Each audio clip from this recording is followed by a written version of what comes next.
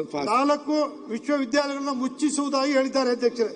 ನೀವು ಸರ್ಕಾರಿ ವಿಶ್ವವಿದ್ಯಾಲಯಗಳನ್ನ ಮುಚ್ಚಿಸ್ಬಿಟ್ಟು ಪ್ರೈವೇಟ್ ವಿಶ್ವವಿದ್ಯಾಲಯಗಳನ್ನ ಜಾಸ್ತಿ ಮಾಡಿದ್ರೆ ಬಡವರ ಮಕ್ಕಳು ಬರ್ತಕ್ಕಂಥದ್ದು ನಮ್ಮ ವಿಶ್ವವಿದ್ಯಾಲಯಗಳಿಗೆ. ಅದಕ್ಕೆ ಹೆಚ್ಚಿನ ಮೂಲಭೂತ ಸೌಕರ್ಯ, ಉಪನ್ಯಾಸಕ ನೇಮಕ ಮಾಡ್ತಕ್ಕಂಥದ್ದನ್ನು ಹೆಚ್ಚು ಮಾಡಿ ವಿಶ್ವವಿದ್ಯಾಲಯಗಳನ್ನ ಸ್ಟ್ರೆಂಥನ್ ಮಾಡ್ತಕ್ಕಂಥದ್ದು ಬಿಟ್ಟು ಅದನ್ನು ಮುಚ್ತೀವಿ ಅಂತ ಹೇಳ್ತಕ್ಕಂಥದ್ದು ಸರಿಯಲ್ಲ ಅಧ್ಯಕ್ಷರೇ. ನಾನು ಹೇಳ್ತೇನೆ, ಪ್ರತಿ ವರ್ಷ ಗ್ಯಾರಂಟಿಗೆ 50,000 ಕೊಡ್ತೀರಲ್ಲ ಅಧ್ಯಕ್ಷರೇ, ಒಂದು 20,000 ದೊಡ್ಡವ್ರು ಕಡಿಮೆ ಮಾಡಿ ಈ 20,000 ಕೋಟಿನ ವಿಶ್ವವಿದ್ಯಾಲಯಗಳು ಕೊಡಿ ಅಧ್ಯಕ್ಷರೇ. ಶ್ರೀಮಂತರು ಕೊಡ್ತಾ ಇದ್ದನ್ನು ಕಡಿಮೆ ಮಾಡಿ ಬಡವರಿಗೆ ಉಳಿಸಿ ಒಂದು 20,000 ಕೊಡಿ ಅಧ್ಯಕ್ಷರೇ. ಆ ಒಂದು ಮಕ್ಕಳು ವಿದ್ಯಾವಂತರಾಗಿ ರಾಜ್ಯ ಅಭಿವೃದ್ಧಿ ಆಗ್ತದೆ ಅಧ್ಯಕ್ಷರೇ. ನಿರ್ಮಾಣ ಮಾಡ್ಲಿಕ್ಕೆ ಆಗೋದಿಲ್ಲ ಅಂತೇಳಿ ಮನವಿ ಮಾಡ್ತೀನಿ ಅಧ್ಯಕ್ಷರೇ.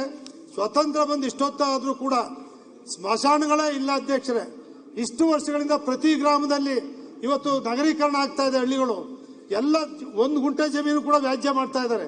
ಶಾಲಾ ಜಾಗಗಳನ್ನ ಹಿಂದಿನವ್ರು ದಾನ ಕೊಟ್ಟವ್ರೆ, 1 ಗುಂಟೆ ಜಾಗ ಬಿಡ್ತಾ ಇಲ್ಲ. ಆ ಶಾಲೆಗಳನ್ನ ಖಾತೆ ಮಾಡಿಸ್ತಕ್ಕಂಥ ಕೆಲಸ ಆಗಬೇಕು.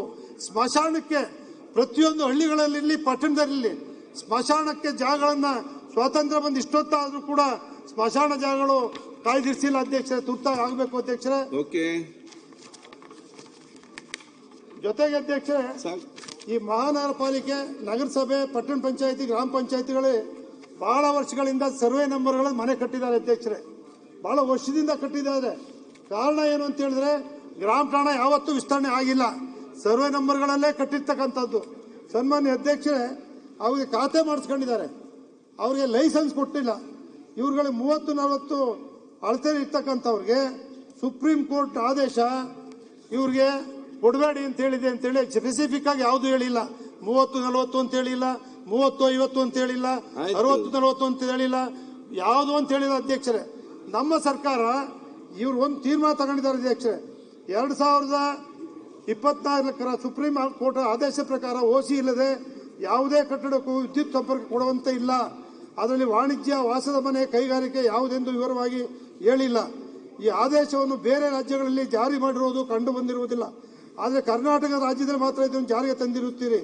ಈ ಬಗ್ಗೆ ರಾಜ್ಯ ಸರ್ಕಾರ 2025 ಸೆಪ್ಟೆಂಬರ್ಲಿ ಮಹಾನಗರ ಪಾಲಿಕೆ ವ್ಯಾಪ್ತಿಯಲ್ಲಿ ಸ್ಥಳೀಯ ಸಂಸ್ಥೆಗಳ ವ್ಯಾಪ್ತಿಯಲ್ಲಿ ಬರತಕ್ಕ 30-40 1,200 ಸ್ಕ್ವೇರ್ ಫೀಟ್ ಅಡಿ ಸ್ಕ್ವೇರ್ ಫೀಟ್ ಇದರ ಒಳಗಡೆ ಇರುವ ಫಸ್ಟ್, ಸೆಕೆಂಡ್ ನೆಲ ಮಾಡಿ, ಮೊದಲನೇ ಮತ್ತು 2ನೇ ಮಾಡಿ ವಾಸದ ಕಟ್ಟಡಗಳಿಗಾಗಿ ವಿನಾಯಿತಿ ನೀಡಿದ್ದಾರೆ.